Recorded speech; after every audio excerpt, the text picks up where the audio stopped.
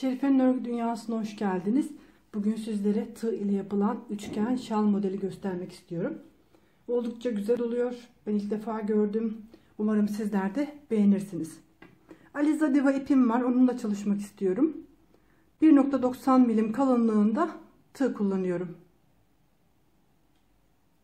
İnce angora iplerle veya orta kalınlıkta iplerle yapabileceğiniz bir model. Öncelikle zincir çekerek örgümüze başlıyoruz.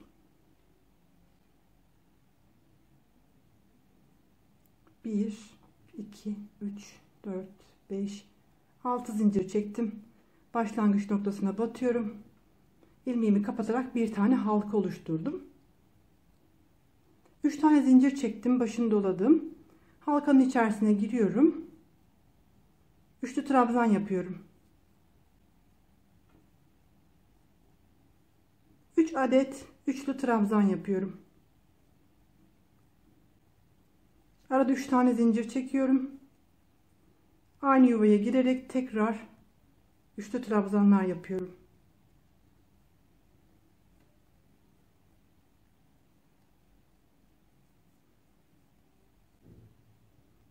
Üç adet trabzanımı oluşturdum.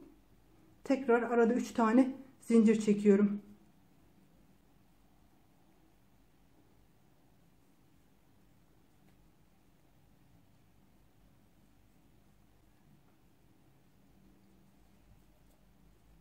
Üç adet trabzanımı oluşturdum. Tekrar 3 adet zincir çektim. Ve tekrar 3 adet trabzan yapıyorum.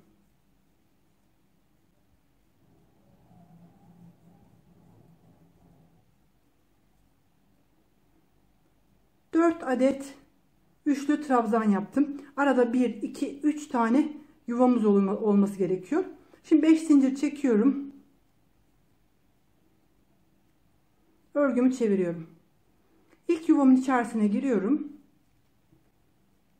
Buraya üçlü trabzan yapıyorum. Burası şalımın kenarında bitene kadar devam edecek olan bölüm. 3 adet trabzanımı yaptım. Tekrar 3 tane zincir çektim. Aynı boşluğa giriyorum.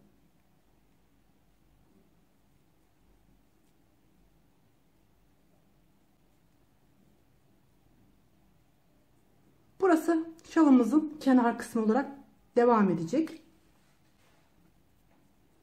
1, 2, 3, 4 zincir çektim. Bir sonraki boşluğa giriyorum. Sık iğne şeklinde kapatıyorum. Tekrar 4 zincir. Başını doladım. Bir sonraki boşluğa giriyorum. Buraya üçlü trabzan yapıyorum. 3 adet. Burası şalımızın diğer kenar bölümünü oluşturacak. 3 tane zincir çektim. Aynı yuvanın içerisine tekrar 3 adet üçlü trabzan yapıyorum.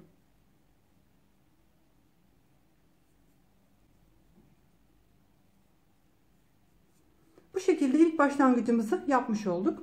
Hemen 5 adet zincir çekerek geri dönüyorum. Örgümü çevirdim. İlk boşluğuma giriyorum. Buraya 3 adet trabzan yapıyorum.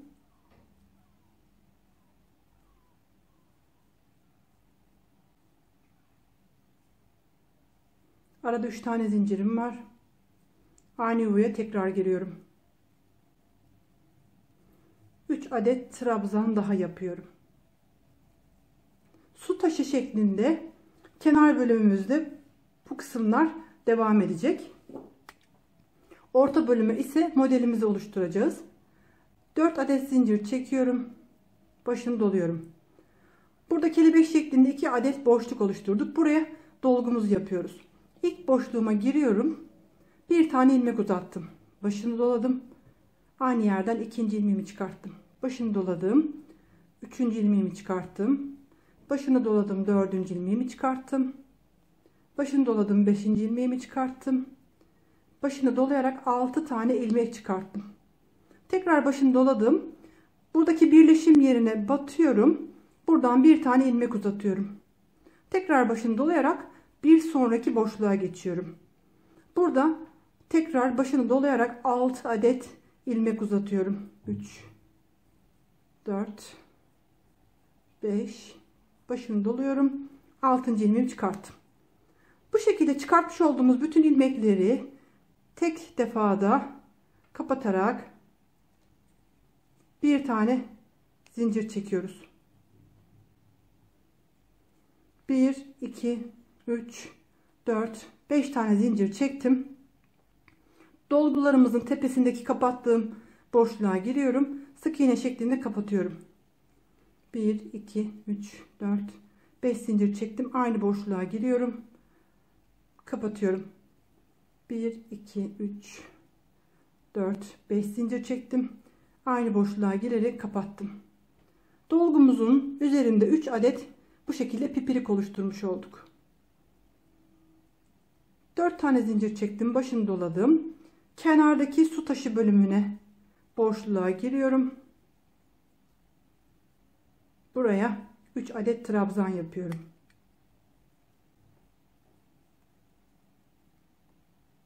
Kenar kısımları biraz hızlı geçmek istiyorum. 3 zincir çektim. Aynı boşluğa 3 adet trabzan daha yapıyorum. Burası örgü bitene kadar aynı şekilde devam edecek. İlk modelimiz tamamlandı. 5 zincir çekip geri dönüyorum. Önce ilk boşluğa girerek 3 trabzan yapıyorum. Kenar bölümünü oluşturuyorum.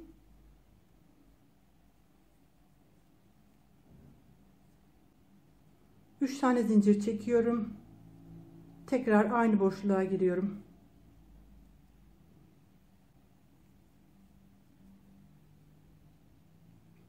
Aynı boşluğa 3 adet trabzan daha yaptıktan sonra kenar bölümünü oluşturdum. Burayı çok hızlı ördünüz diyeceğinizi biliyorum ama her defasında aynı işlemi yaptığımız için videonun çok uzun sürmesini istemiyorum. Buraya aynı şekilde 3 trabzan, 3 zincir, tekrar aynı yere 3 trabzan şeklinde devam ediyoruz. Şimdi model bölümüne geldik. 4 tane zincir çektim, başını doladım. Burada kenar bölümünü bitirdikten sonraki burada boşluk bölümümüz var. Bu boşluğa giriyoruz. Üçlü trabzan yapıyoruz. Alttaki yaptığımız modelin başlangıcındaki boşluğa bir trabzan yaptık. Tekrar 4 zincir. Burada 3 tane pipirik yapmıştık. Bunun tam ortasındaki bölüme giriyorum. Sık iğne ile kapatıyorum. Tekrar 4 zincir. Modelimizin bir sonraki boşluğuna giriyorum. Buraya üçlü trabzan yapıyorum. Tekrar 4 zincir. Başını doladım. Kenar bölümüne boşluğa giriyorum. Ve buraya 3 adet trabzan yapıyorum.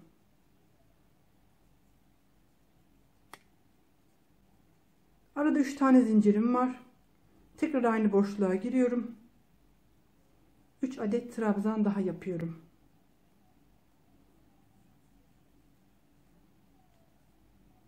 Böylece ikinci modelimiz için alt zemini oluşturmuş olduk. 5 zincir çekiyorum. Geri dönüyorum. İlk boşluğa girdim. Önce 3 adet trabzan yapıyorum.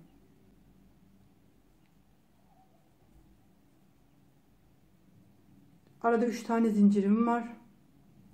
Tekrar aynı boşluğa giriyorum. 3 adet trabzan yapıyorum.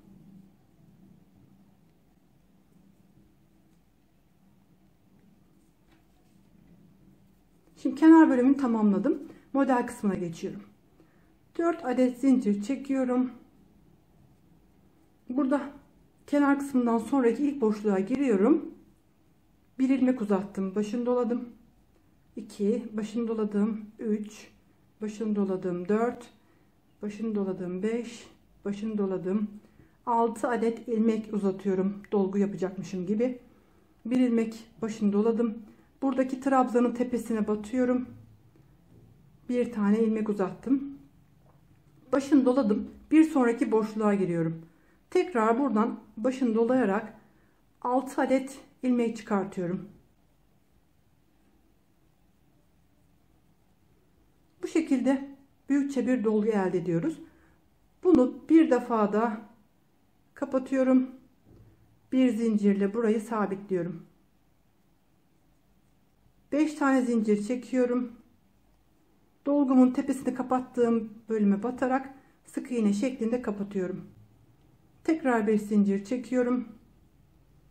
Aynı yere batıyorum. 5 zincir çekerek dolgumuzun tepesine 3 adet pipirik yapıyoruz.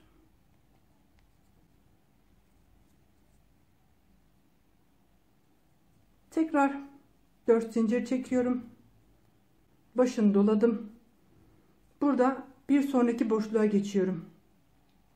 İlk sırada bir model, ikinci sırada 2, sonraki sırada 3 şeklinde artırarak devam etmemiz gerekiyor. Bir sonraki boşluğa giriyorum. Buradan başını dolayarak tekrar 6 tane ilmek çıkartıyorum. 3 4 5 6.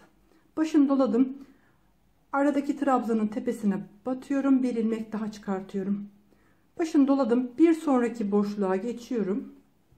Buradan tekrar aynı şekilde 6 adet ilmek çıkartıyorum.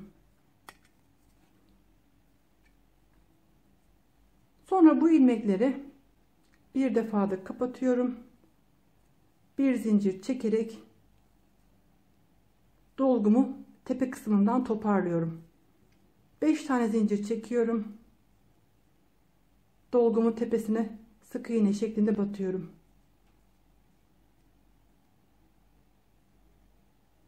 Beş zincir çekiyorum.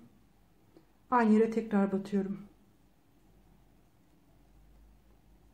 Bu şekilde 3 adet pipirik oluşturuyoruz. İkinci modelimizi tamamlamış oluyoruz. Arada 4 tane zincir çektim. Kenar bölümünü oluşturarak sıramı tamamlıyorum.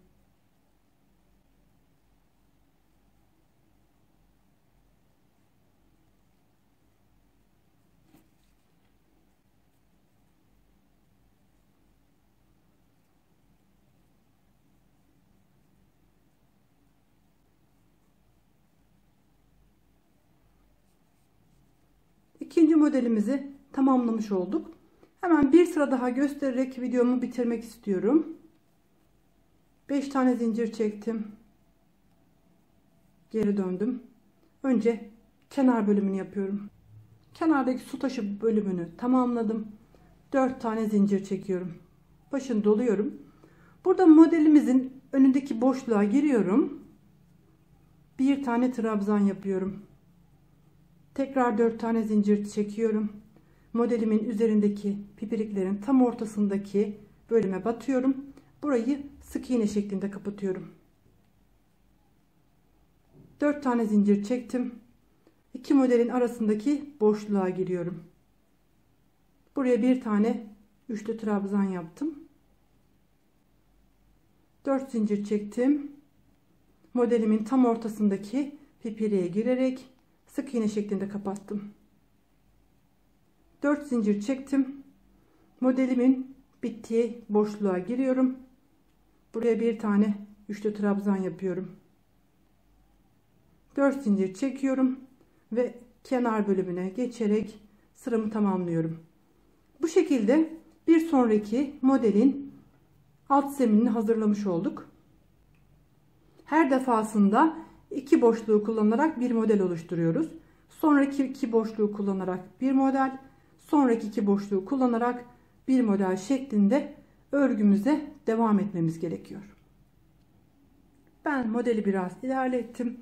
Nasıl göründüğünü görmek istersiniz diye düşündüm. Ben modelin aslını devam ettirerek böyle bir kenar danteli uyguladım. Dilerseniz bunu kullanmayıp başka bir örnekte kullanabilirsiniz. Ben modelin devamını yapmayı düşünmüyorum. Sadece sizlere örnek anlatımı yapmak için bu modeli hazırladım.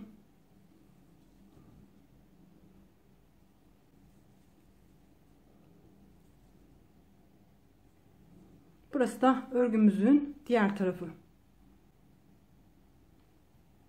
Her iki tarafı da kullanılabilir. Çok büyük bir farklılık yok iki model arasında. Dilerseniz şu kenar bölümünü de sizlere göstereyim. Yapmak isteyenler bu modeli uygulayabilirler.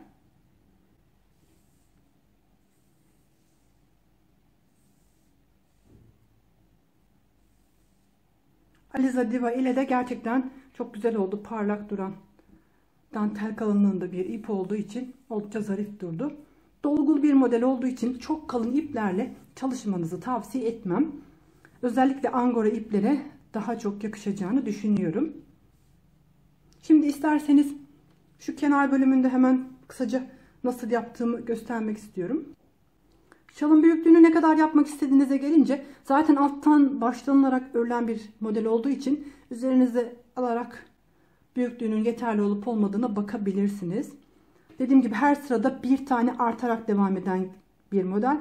1, 2, 3, 4 şeklinde her sırada bir tane artış yapılıyor. Ve artışların nasıl yapıldığını gösterdim. Aynı şekilde devam edeceksiniz. Şimdi dilerseniz bu kenar bölümünü de hemen birlikte görelim. Şu şekilde sırayı bitirdiğimiz zaman 1, 2, 3, 4 zincir çektim. Yandaki boşluğa girerek kapattım. Tekrar bu defa 5 zincir çektim. Buradaki yuvaya giriyorum. 1, 2, 3, 4, 5, 6 tane ilmek çıkarttım. Başını doladım. Bir sonraki kenar boşluğuna giriyorum. 2, 3, 4, 5, 6 tane ilmek çıkarttım. Bu ilmekleri bir defada kapatıyorum. Bir zincirle burayı sıkıştırdım. 5 zincir çekerek tepesine battım. Tekrar 5 zincir çektim. Aynı yere batıyorum. Sık iğneli şeklinde kapatıyorum.